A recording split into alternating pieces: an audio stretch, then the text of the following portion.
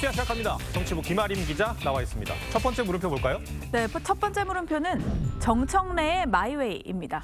민주당 정청래 최고위원이 행안위원장까지 함께하겠다고 버티면서 당내가 시끄러운데 아직 결론이 안 났습니까?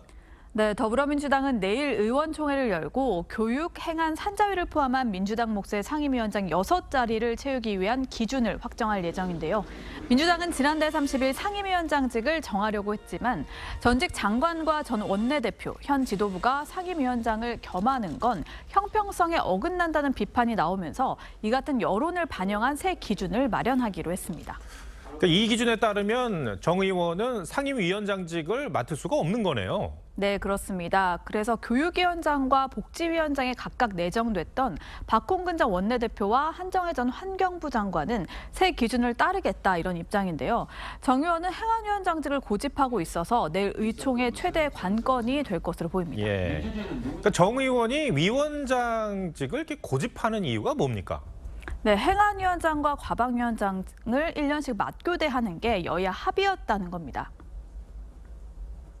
1년 전에 과방위원장과 행안위원장, 정청래, 장제원 맞교대한다 이렇게 합의했습니다.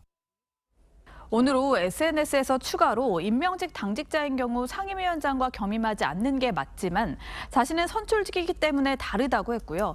재선 의원에게 기회를 줘야 한다는 일각의 주장에 대해선 왜 손흥민만 뛰어야 하나 벤치 선수도 골고루 기용하라 이런 논리와 같다고 한다는 의원들 의견을 소개하면서 내일 의총이 시끄러워질 거라고 예고하기도 했습니다. 정 의원은 특히 강성 지지자들 응원을 등에 업고 행안위원장직을 사수하겠다 이런 의지를 보이고 있습니다. 민주당 국민응답센터에서는 제가 알기로 최단기적으로 행안위원장에 대한 당원들의 청원이 5만 명을 돌파했습니다. 당의 주인인 당원들의 명령을 당은 신중하게 생각하고. 당내 분위기는 어떻습니까? 당내에서는 그 사이에 정 의원이 최고위원이 된 만큼 당직과 원내직을 겸직하지 않는 관행을 볼 때 적절치 않다는 비판이 나옵니다. 당직과 원내직을 겸직하지 않는다. 그다음에 최고 지도부는 상임위원장을 맡지 않는다. 이런 오랜된 룰이 있는데 실제 2005년 재경위원장이었던 한나라당 김무성 의원은 당 사무총장에 선임되자 위원장직을 내려놨고요. 지난해 민주당 김민기 사무총장도 국토위원장을 맡으면서 사무총장직을 사퇴했습니다. 중립성을 갖춰야 할 상임위원장을 당 최고위원이 하는 건 부적절하다는 지적도 나옵니다. 네, 알겠습니다. 첫 번째 물음표 정리해 볼까요? 네, 정청래의 마이웨이의 느낌표는 선당 후사의 길로 하겠습니다. 예. 당을 먼저 생각하고 개인 욕심을 나중으로 챙긴다는 의미죠. 가뜩이나 시끄러운 민주당이 정청래 사태까지 더해져 당내 혼란을 키우고 있는데요. 지금이야말로 선당 후사의 모습이 필요한 시점인 것 같습니다. 네, 알겠습니다. 두 번째 물음표는 뭡니까? 네, 두 번째 물음표는 딱 걸린 문재인 전 대통령입니다. 예. 문재인 전 대통령이 뭐에 걸렸다는 얘기죠? 문재인 전 대통령이 책방지기로 활동하는 평산 책방 카페에서 일회용 플라스틱 용품을 제공했다가 과태료 처분을 받은 사실이 뒤늦게 알려졌습니다. 예. 그 어떻게 적발이 된 겁니까? 한 시민이 국민신문고에 글을 올린 건데요. 평산 책방에서 플라스틱 병과 플라스틱 빨대를 카페 내 취식 고객에게 제공해 법을 위반하고 있다면서 불시 단속을 해달라고 신고했다고 합니다. 이에 경남 양산시는 자원절약과 재활용 촉진에 관한 법률에 따라 과태료를 처분했다고 답했습니다. 법에 따르면요, 일회용품을 무상으로 제공한 경우 300만 원 이하의 과태료가 부과됩니다. 양산시는 오늘 13일까지 책방 측의 의견을 청취한 후에 과태료 처분을 최종 결정하기로 했습니다. 시민의 신고 이후에 현재 책방은 플라스틱 컵 대신 종이컵을 제공하고 있다고 합니다. 그런데 이제 그런 공간에서 일회용품을 사용하지 못하도록 한 거는 문재인 정부 시절에 도입된 거 아니었습니까? 네, 맞습니다. 문정부 때인 2018년 8월에 해당 법이 처음으로 추진됐습니다. 당시 청와대는 이에 앞서 7월부터 텀블러와 에코백을 직원들에게 나눠주고 청와대 내 일회용품을 쓰지 않겠다 이렇게 선언하기도 했습니다. 그때 우리가 일회용 컵을 사용했거든요.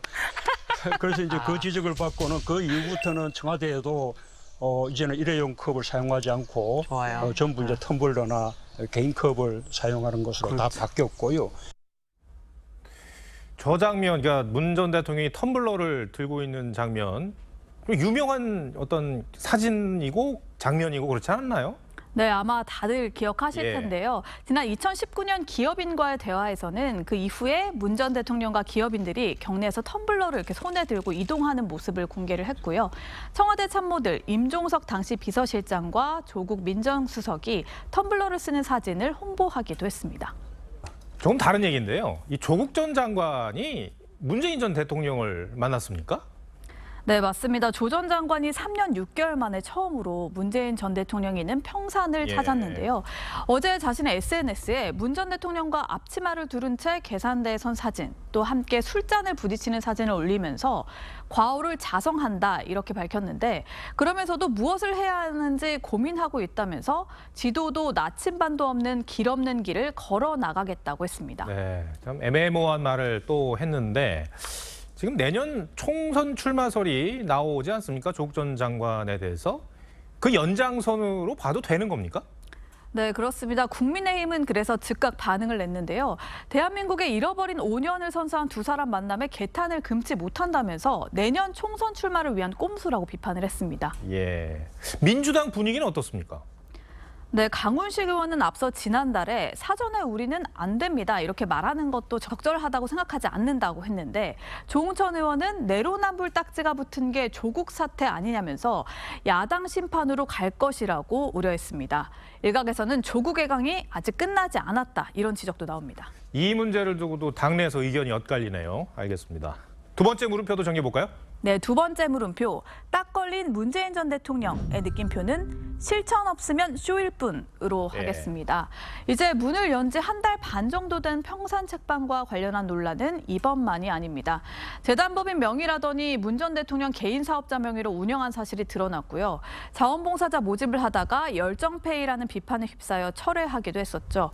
이번 일회용품 사용 논란 역시 문 전 대통령이 자신의 임기 중에는 법안까지 시행할 정도로 드라이브를 걸었는데 정작 퇴임 후에는 실천하지 않는 모습이 국민들의 실망을 부르고요. 또 진정성마저도 의심케 하는 건 아닌지 되돌아봐야 할 것 같습니다. 네.